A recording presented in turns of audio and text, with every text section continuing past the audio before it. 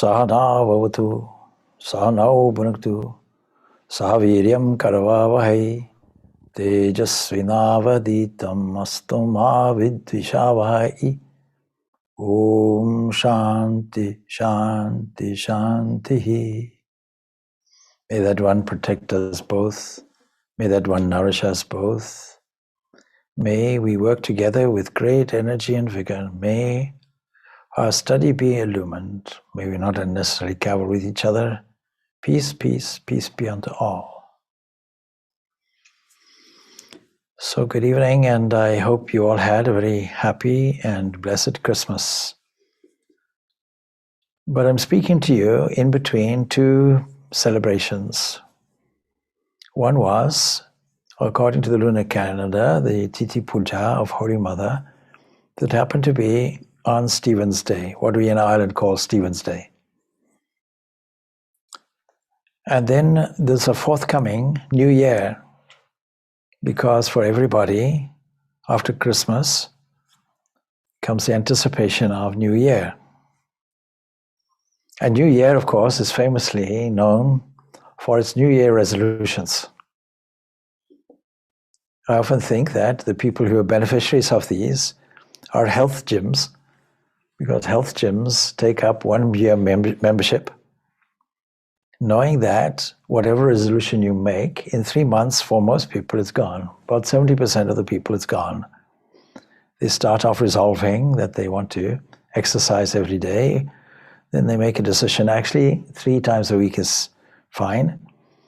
And then after a while, their enthusiasm wanes. Every successful endeavor requires the starting point called resolution. It requires a sense of determination to carry out what you started. But that's not where it begins. It begins with a strong desire for what you want.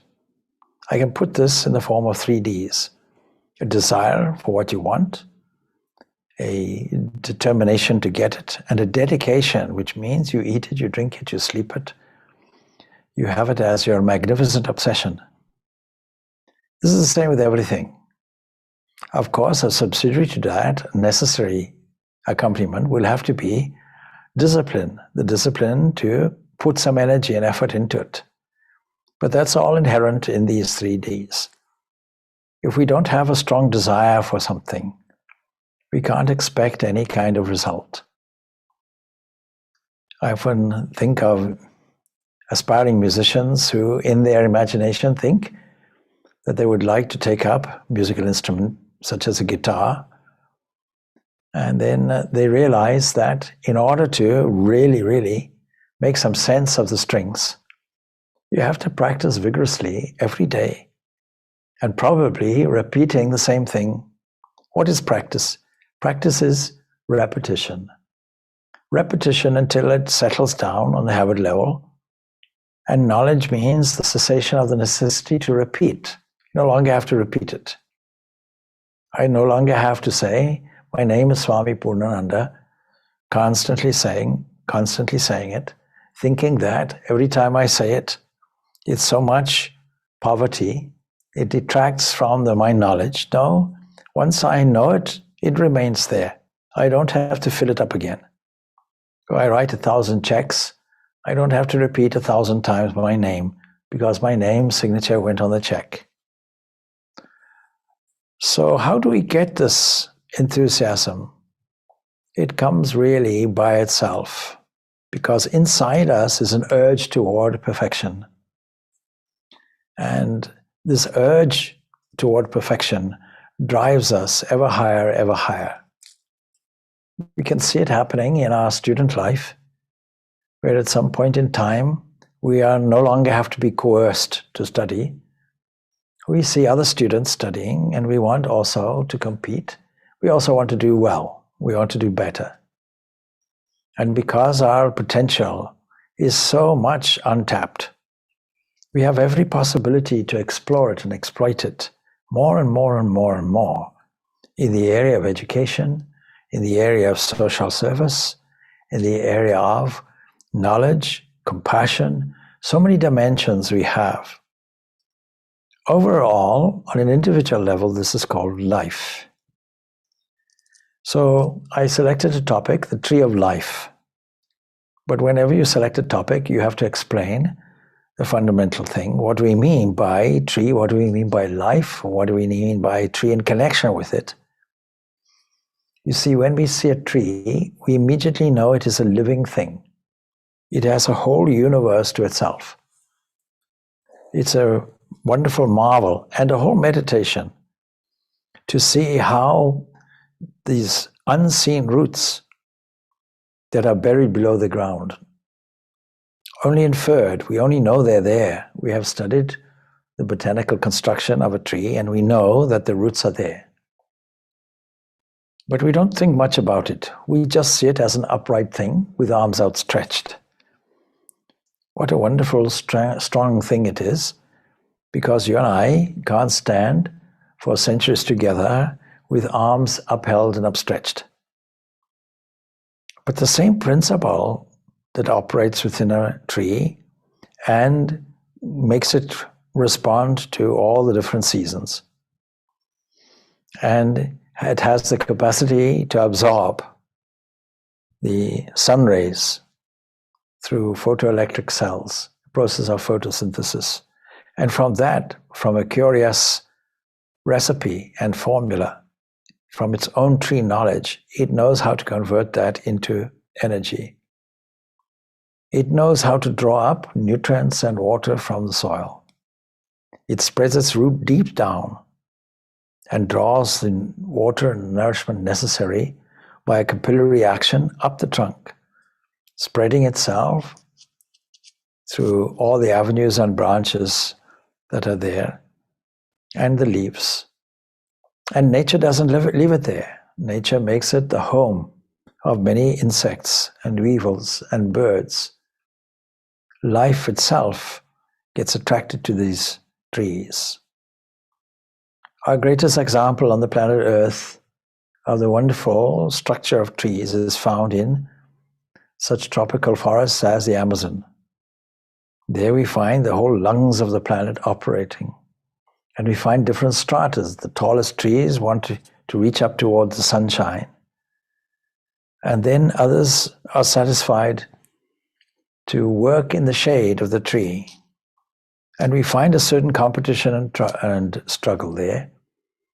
But no one will deny that this is life. It was Jagannath Chandra Bose who was keen to study the life of plants and felt that it was a living, breathing entity. But what behind it is a very, very keen observation that there must be something behind it that drives it forward. Something that is also expressing itself within it and through it. Something that is glorious and magnificent. And if the result is what we call life, we have to call also the source life as well. There's every reason why things are living, because there's some fundamental thing called life.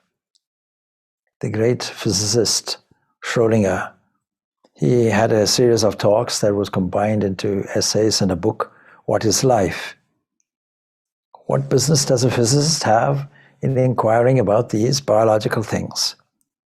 Where he felt that this was a very important question that had been unanswered. So it's very, very significant and important to know what is life. And when we see the inquiry at the tree level, that means when we look at the inquiry from the external point of view, then we miss the point, because the internal essence of it is subtle. It cannot be directly seen, not through the senses anyway. Now, the analogy of a tree has been used to represent life. We find it in several places.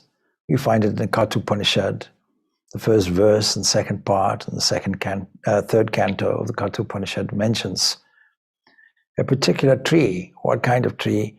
The Ashwatha tree. Ashwatha is there in the Bhagavad Gita in the 15th chapter. It starts off like that. The only difference is, of course, it is a people tree, and that is the roots are above, the branches are below. And so a transcendent source is indicated, where everything is nourished from throughout the tree. And the term vriksha means the thing which can be cut down. So how will we cut this down? It requires a determined use of the weapon, the axe, if you like, of non-attachment. But how do we get non-attachment? The easiest way, of course, is to develop a strong desire and attachment for the source of it. And since this is beyond conception, love of God is a wonderful method with a sweetness added to it that moves the heart and becomes expressed in song, in poetry, in a shift in inner feeling, in an elevation of the spirit. And that brings us then to the second really part, which is included under the umbrella term life, that it is surely the expression of love. It is surely the expression of a benign entity where everything works in beautiful cooperation. We're not saying that it's all benign from our human standpoint, because to make things work, the tree has to have at least 3 phases. It has to have a birth. The whole tree is contained within the seed. The phase of growth is there, but death is also there, but life is also there again. And so we can't say there's an end to anything. Now, in this example of the tree that is given in the Bhagavad Gita and the Kathopanishad, we are told that the Ashwatha tree with its root above and branches below, the leaves are the Vedas. When we say Vedas, we don't really mean Vedas, the scriptures. Those are just symbols of every branch of knowledge we can think of. It ranges across the whole scope of art and science in all its branches of inquiry. And I don't think it's accidental that Darwinism has depicted this evolving thing, this evolution, and seen how everything is connected. Everything has a common origin. So one trunk, one root system, and everything else is branches. And we can see a whole family of species, all nicely going back to original origin. Of course, biologically, we can say the DNA is all connected. The protein structures are connected. Everything is clearly related. That's fine. That's fine from a biological point of view. It's not the business of a biologist to go further than that. But now we can make a further inquiry into it. And so when we say that the Vedas, we don't think that somebody who knows the Vedas is somebody who knows all these branches of knowledge. No, it's somebody who goes much deeper and discovers the source. And when we discover the source of it, we've discovered the whole thing. When we have discovered the roots, we have discovered the entire tree. And so the whole passages both in the Bhagavad Gita and the Kathopanishad will express states and express the fact that the root, which is above, is actually pure. It's not only the source of life, but it is absolutely pure. It is what we call Brahman, that single existence. There's no other existence, according to the Vedanta philosophy, other than this Brahman. But it expresses itself, and it expresses itself in a motherly fashion, and we can call this energy, we can call this matter, and we can call this mother. So I mentioned that we are in between 2 celebrations. One is the New Year on the one side, the other is Christmas and Mother's birthday that coincide on the other side, Holy Mother Sharada Devi. And what is this cosmic tree that we're talking about then? It is none other than this expressive energy that we can also call Shakti, we can call Mother, we can call it the expression of divine glory, we can call it with accompanied by the flowing grace that comes from it. And grace means the only reason why that grace should be spread everywhere is because of the motive of love, unconditional love. A mother's love is unconditional. Just to give you an idea of the impact of this expression that became the Holy Mother, it was on one occasion, it was the birthday of Ramakrishna, and the Holy Mother Sharda Devi came to Belumat to attend the celebration. And as she arrived, then Swami Brahmananda immediately went into ecstasy, deep samadhi. Just think, just feeling her presence, he went into deep samadhi. And all his other brother disciples were obviously concerned about him because he not only went into this state, but he stayed in that for a long time. And nobody could bring him out of this. And then the Holy Mother received this report and said, don't be concerned about him. He will come out all right. And after a while, she came herself. She touched his hand. My son, I have brought you some sacramental food for you, some prasad. Please wake up and eat. And immediately, Swami Brahmananda, who they called Raj Maharaj, came back to normal consciousness and prostrated himself before her. This is one example of this great, great power that is a universal power, somehow distilled and channeled into one human figure. And who would suspect? But now we find the impact of this. So what we call, for example, in Hinduism, Mother Durga is none other than this cosmic mind, this cosmic balancing power, this cosmic expression that we call the tree of life. It is not separate from the root, no more than a tree is separate from its root. All modifications will proceed from an imperishable source. The tree itself has a technical term in Sanskrit, it's called samsara, or relative existence. Something like the tree, vriksha, it can be cut down, and ashwata, it doesn't stay the same today or tomorrow. It's always shifting and changing. And so that's all implied in this term, that it's a relative existence.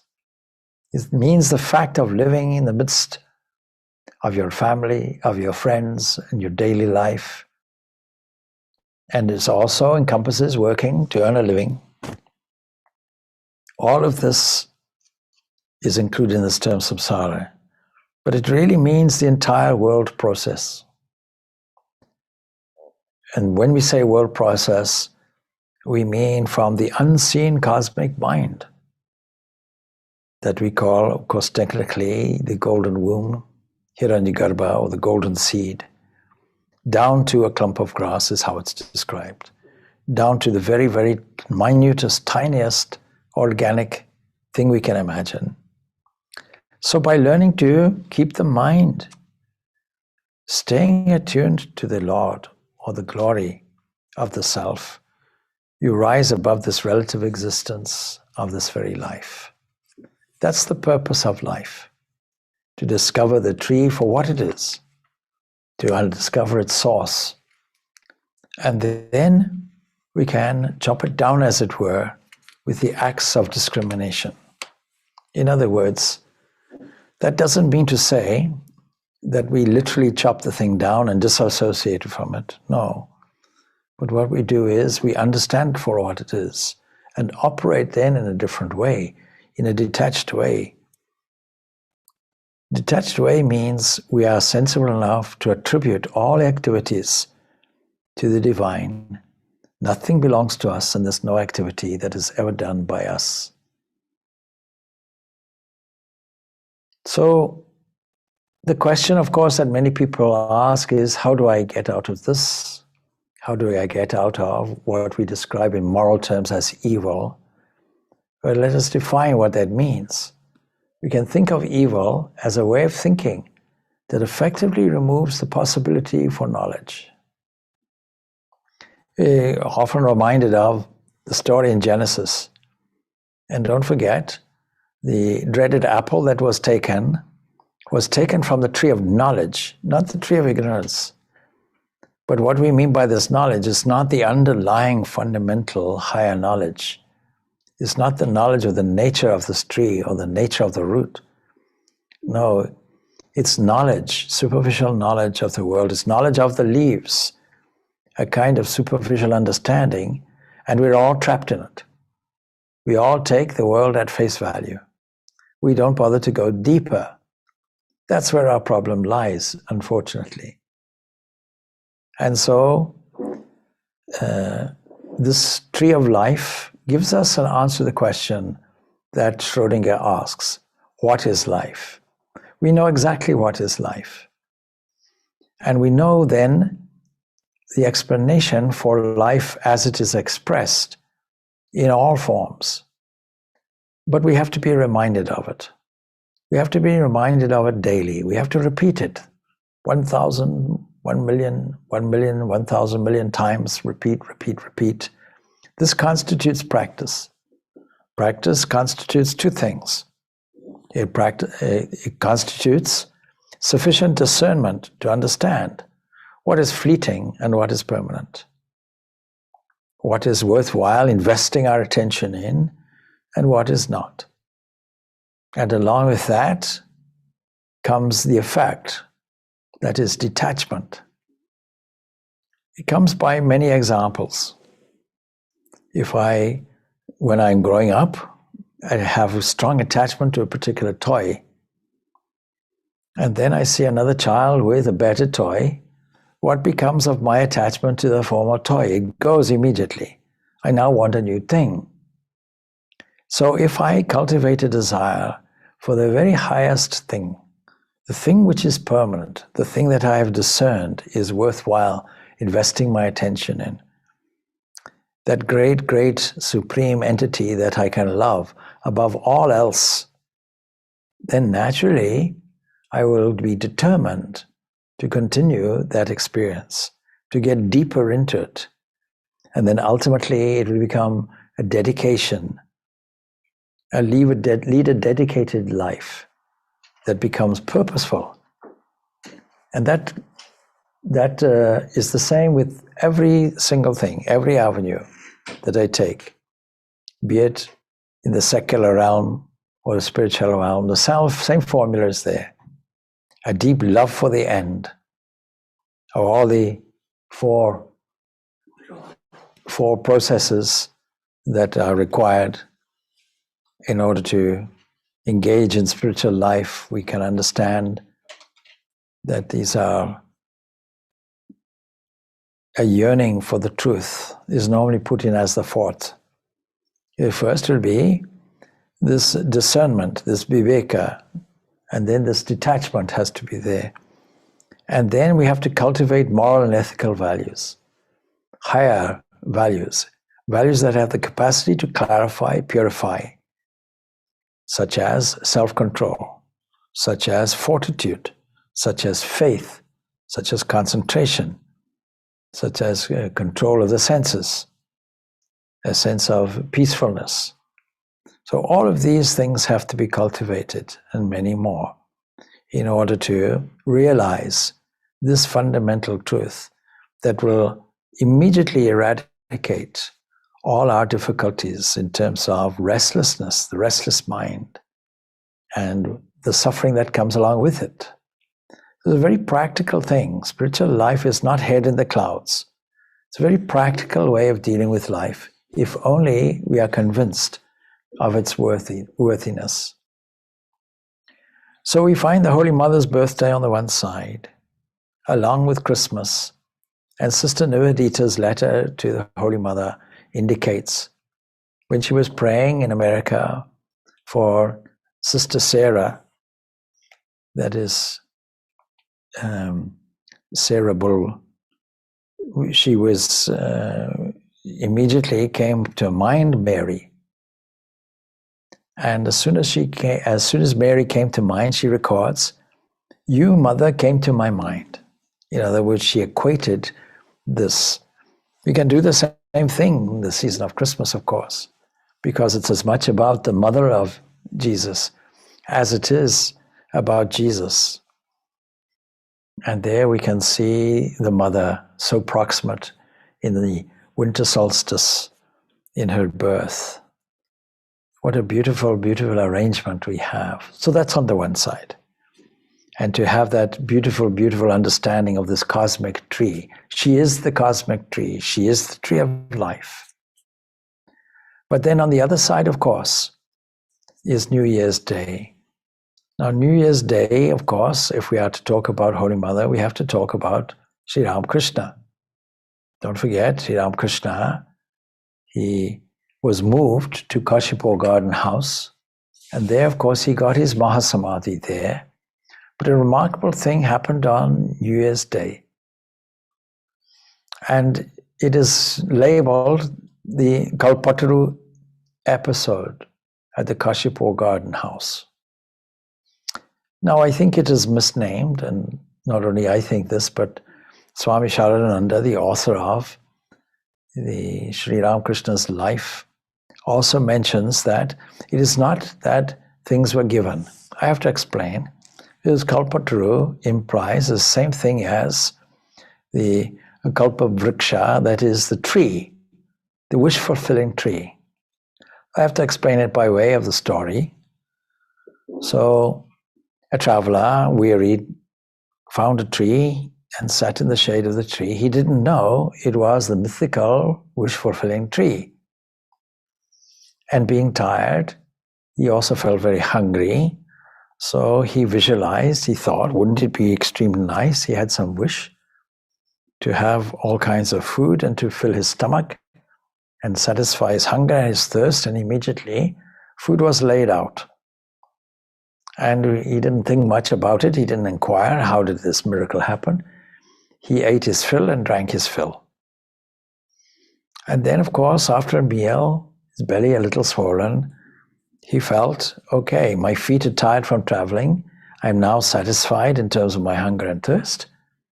It would be wonderful if somebody was there to massage my feet, or some kind of bed first, and I can lay on the bed and somebody can massage the feet and I can relax. All of this happened in an instant, as he thought it happened, because this was a wish-fulfilling tree. And this wish-fulfilling tree, along with Kamadhenu, would have come out from the churning of the Milky Ocean. Churning of the Milky Ocean is a wonderful mythological way of explaining how we can churn the forces of nature, and how nature itself is a struggle between this knowledge and ignorance, or what we can characterize in moral terms as good and evil. But there's a cooperation in nature between the two, light and shade, pairs of opposites, in order to manufacture what we have. And what wonderful things come out. If we churn the mind too, wonderful things come out. And it becomes the source of wish fulfilling. There's a scientific process to it. Because there's this cosmic mind which is there, which is really the wish fulfilling tree. And whatever we think, we tap into it, and it then condenses our thoughts and our feelings and all the activities in the mental field as are scenes in reality in front of us, and less suitably neutralized by another thought. So, this traveler suddenly awoke to the fact that all these things were happening, and now he started thinking, how did this happen? And as he thought that, he wondered, how fortunate am I wouldn't it be a great pity, a great shame, if a tiger came and destroyed this whole thing? And sure enough, that's exactly what happened. So we have to be extremely careful what we think.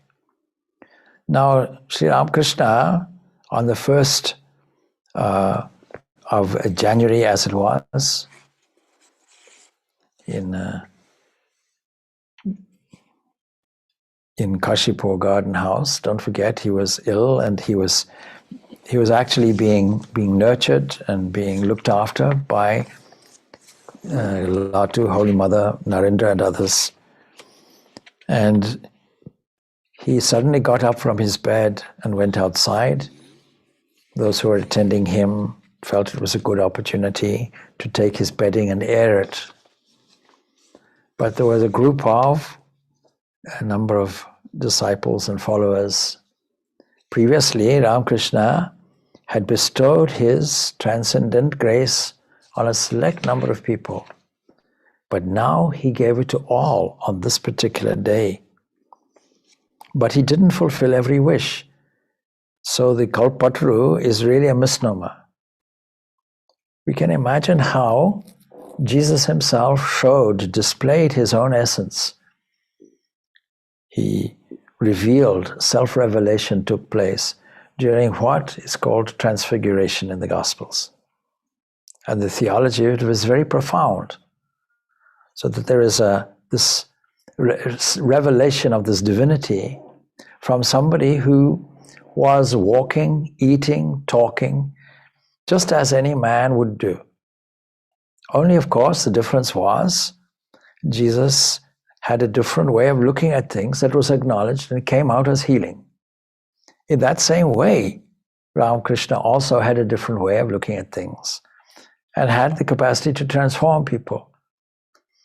But what he did was, he shared his grace, he uplifted his grace in a transforming way to those who were intimate, but now he did it to all. There's a wonderful description that Swami Sharananda gives. He puts it this: when the devotees had heard some words, what were the words? Ramakrishna came out and he saw Girish Chandra Ghosh there. It was something like Jesus and Peter. What do you think of me? Oh, I think you are the Lord come down for us. I think you are the avatar, and so on. He glorified this Ramakrishna, and Ramakrishna responded.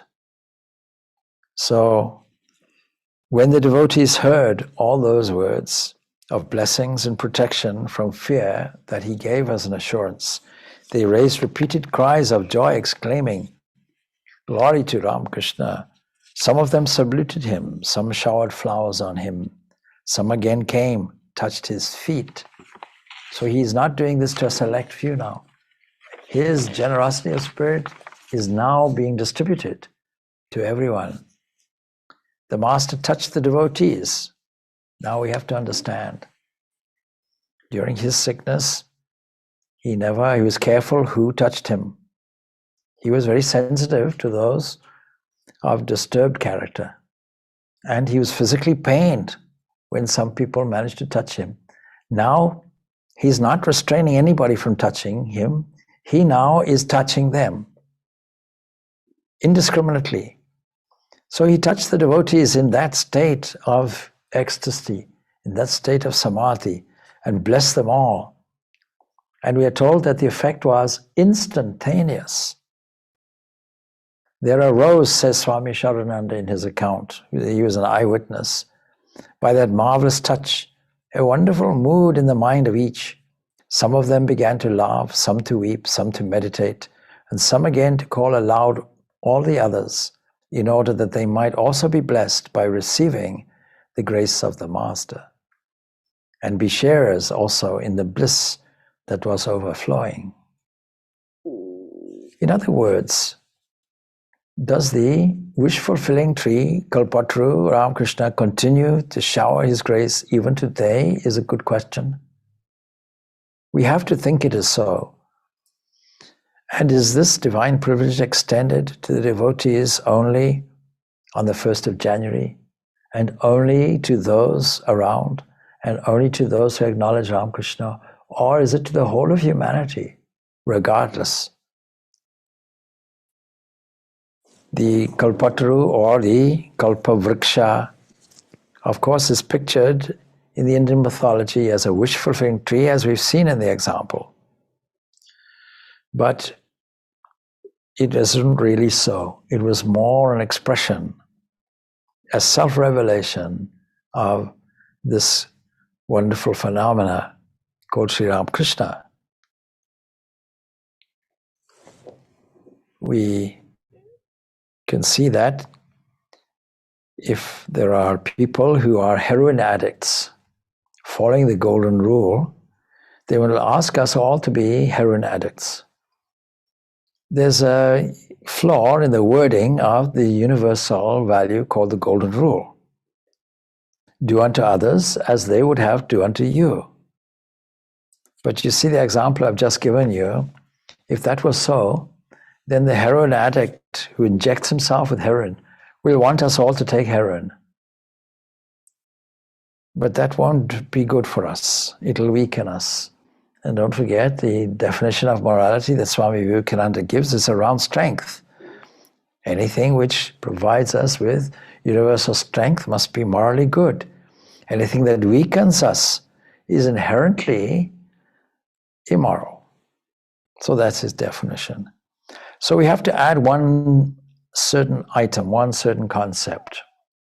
The Mahabharata's version of the Golden Rule is very telling. It introduces the word pain. So I should not cause another pain with any action that, if it was done to us, would cause pain in me. That seems much more sensible. And so taking heroin is ultimately painful all around. Painful for society, painful for me, painful for the person who's trying to recover. So that's a very important insertion there. So it's not that every wish should usefully be fulfilled by God, because some things that we want are not good for us. So if we must use the word Kalpataru with regard to Sri Ramakrishna, it would really be more appropriate to say that he manifests himself as a very special form of wish fulfilling. First of all, it doesn't grant us everything that we seek. It only grants us certain things, as we've seen there. It gives us only that which would ultimately lead us toward ultimate peace and fulfillment. That's the fundamental purpose of our life. And so the devotees and the disciples of Sri Ramakrishna on this occasion did not have all their desires fulfilled that day. The desires which would hinder their Godward march, these were not granted them. Seek ye first the kingdom of God, other things will be added unto thee, said Jesus. Automatically you'll get what is required. Again, he says, the birds of the air, are fed, the lilies of the field are clothed. They didn't have to do any begging. All this is provided. But the central theme is this confidence and faith that the supply will always be there. Constant supply will be there because a constant presence will be there. It's not that we have to go looking for this fulfillment and peace, although it looks like that in the beginning. It is already there. We already is there, and we already have access to it. What we call the time and space and so on are all convenient methods to push us toward this inner discovery of ours, which is always there and doesn't have time or motion. And yet time and space and causality and function are given to us to slowly peel back this perfection that is already there. It's not that we have to find it. Seeking God, finding God. No, God is not lost. Shouldn't go to the lost and found office to find him. He's right here, right now. And a delaying tactic is always to look out of the window and peep, is he here? Is he here? When is he coming? When is he coming? The kingdom of heaven is within you. This was the statement. And so it is on this particular day, the immanent presence here, now, amongst all of those, was sufficient for the grace to flow, the nectar of loving grace to flow, and each one was touched in their own particular way. And then the second thing about the conventional wish-fulfilling tree required a person to come under it and wish for something. See the example of the man who sat, the traveler. He had to wish for something. But you see, don't you think that the divine entity, the supreme principle, the Lord of the entire universe, knows what you want in advance? You don't have to send him an email or a text. So Ramakrishna actually could see through people, and he knew all their desires. He could see them as if they were encased in glass. It's quite evident from all the episodes in their life that he knew all these people thoroughly at a mere glance. In fact, his moving out to Kolkata toward the end of his life, or out of Kolkata towards the end of his life, or to the Kashipo garden house, had this primary motive. It was more really for the spiritual treatment of others, of the growing number of devotees, than for his own personal medical recovery. That is quite clear. And that's how it culminates here in this January the 1st. We have to understand that this event we're going to celebrate this coming Saturday, the 1st of January, we take it anyway that the 1st of January is an opportunity for renewal. It's a new year. But you see, this episode at Kashipo was not, as I say, an isolated event in the Master's life. He had blessed in the same way his inner circle, in exactly the same way, by a touch or by a glance. Done it several times in Dakshinaswara. But the speciality of this particular occasion lay in the fact that the Master chose to shower his grace for the first time on a wide circle of people, regardless. There was one person here who, maybe feels okay, but you see, it won't come to me because I'm not one of the associates. I'm not one of the circle. I'm not one of the affiliated parts of a movement. It's not like that. Ramakrishna had no movement. Actually, Jesus had no movement. Buddha had no movement. None of these had any movement. They stood in the position of cosmic mind and showered their blessings everywhere. They weren't asking for a personal following. How can you say or think that they were looking for a personal following? It wouldn't make any sense. It wouldn't put them in touch with the whole of humanity. It would put them out of touch with the whole of humanity. It would put them in a narrow corner somewhere. And so all these entities had the generosity of spirit for their grace to flow all the time, everywhere, to everyone. So where does it leave us now?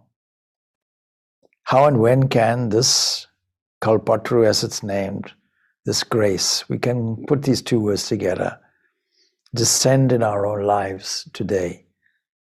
We weren't there, but these entities are standing in cosmic mind.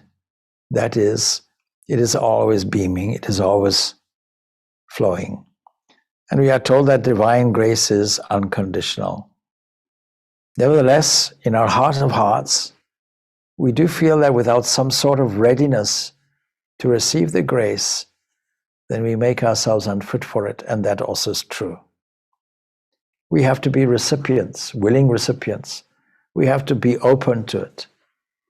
And every distraction is a kind of a blockage to it. Every distraction is a shadow on this grace flowing. Every distraction that we call the world, taking this cosmic tree or this tree of life, or at surface value, taking samsara to be the only reality, and that's all, not seeing the divinity in it, our attention goes toward that. And as long as our attention is going toward that, the consciousness which is flowing and has the capacity to flow as divine grace toward us is flowing in a different direction. What we call grace is something like a flow, something like a river flowing. We can dam it, we can block it, we can prevent it, we can ignore it. Of course, it's always there. The example that Ramakrishna gave, the wind of divine grace is ever flowing. But we have to set our sail, and that requires the desire to do it. It requires the determination to do it. It requires the dedication to do it. But even a little of it, you'll see, gives a movement of grace toward us. It's like tapping into honey. You tap it into honey and the honey will flow. But we have to do a little tapping. And the tapping is from 3 different positions. One position says, I am separate from that, but by establishing a loving relationship to that entity that we call God, grace will flow to me. And it does.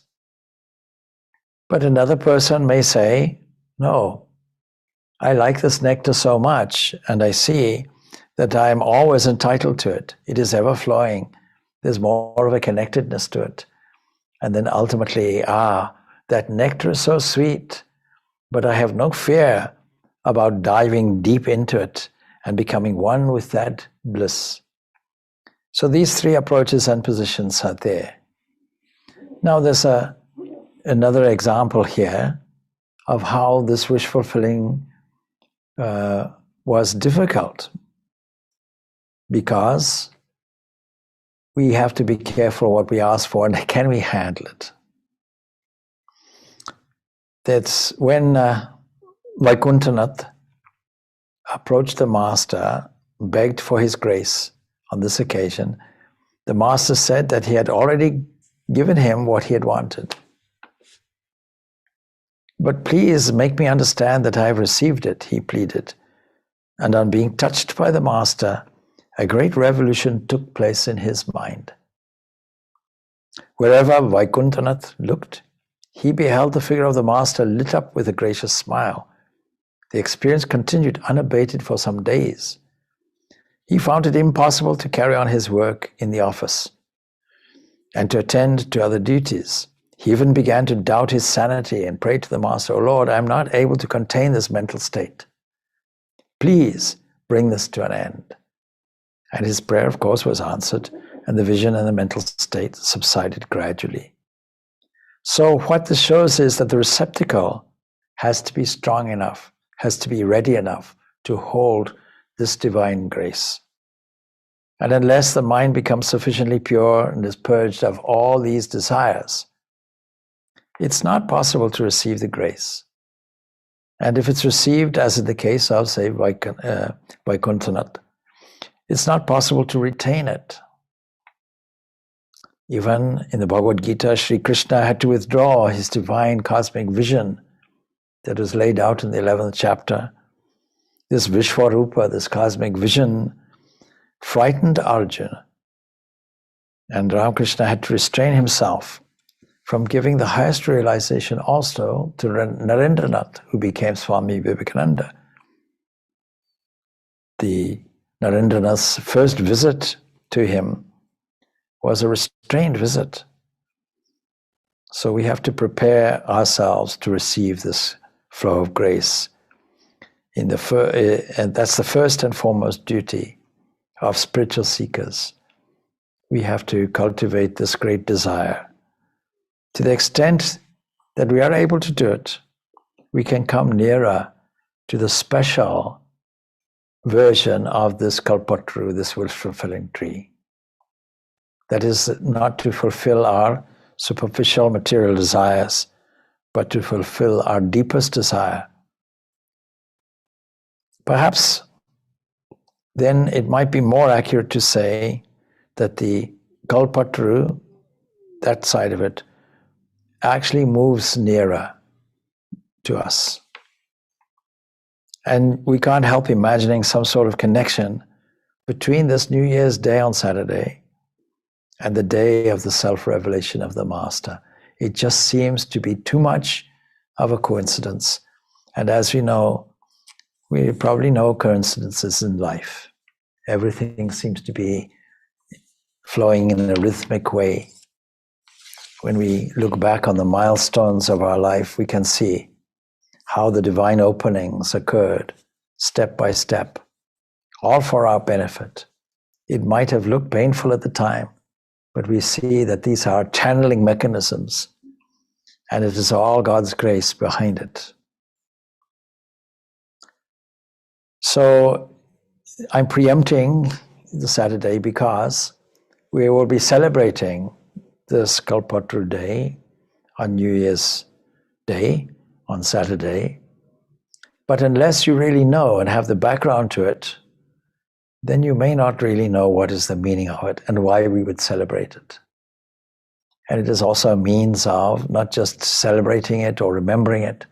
It's also a way of tuning in to that ever-flowing grace, which even now is here.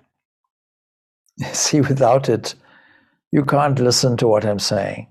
Without it, I cannot speak what I'm saying. Without it, a flow of ideas will not come into the mental frame. Without it, no hearing takes place. Just to remind you, the Kena Upanishad is the eye of the eye, the ear of the ear, the mind of the mind. Behind everything, and yet not fully acknowledged, not thanked. And yet does it 24 hours of the day, 7 days a week, hour after hour, minute after minute, second after second, life after life, even while we sleep, digesting our food. What a wonderful lover is this, with grace ever flowing. So let us see if we can be worthy recipients of it and take advantage of what is already here, that is the ever-present grace, and understand truly what it means to know what is life. We have the answer to Schrodinger's question, not just in biological terms. Biological terms, just the expression of it. And so I hope we understand more about life in the form of a tree, expressed as, in the 15th chapter, as this Ashwata tree, something that changes all the time, and something that can be also dealt with and cut down with the sword of discrimination. Om Shanti, Shanti, Shanti. Peace, peace, peace be unto all. Thank you.